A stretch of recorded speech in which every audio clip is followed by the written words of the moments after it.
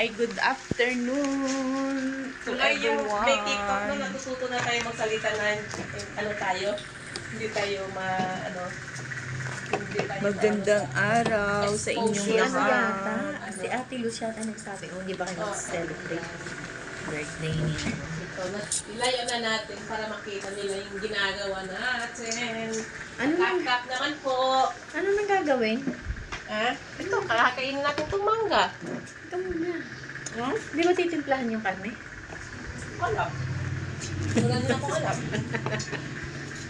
Mali ko dyan. At eto na nga, umpisahan na nating iluto ang handa natin para sa kanya. Dahil celebrate natin ang birthday niya. Meron tayong dito, shabu-shabu. Korean muna tayo ngayon.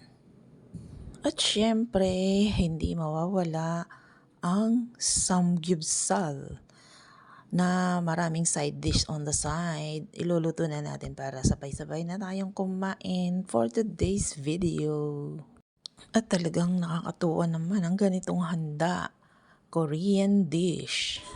Happy. Okay. For Evelyn. Wish kayo. Wish ko. Wish Evelyn. Wish ko lang sis.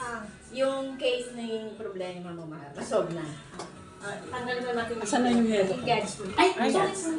Hindi, para Ako, ang wish ko, sana pumayat pa ng mas marami. Yay! Ako, wish ko sana makatulog na siya ng mas masarap. Yung medyo maaga, hindi lagi napupuyat. Yay! Masig na palagi. Yay! Ako naman, wish ko all the best. The best of all the best. Yay! sinabi nyo na lahat. Ang sasabihin ko lang, happy birthday, Sis Evelyn. Yay! Sasabihin ko, thank you sa inyong lahat. Yay! Walang iiyak, walang iiyak, walang iiyak, walang iiyak, walang iiyak. Woo! Hindi ako iyak na yan. Kasi masaya daw siya ngayong birthday niya. Bless ka na ng food natin. Wala tayong electric pan.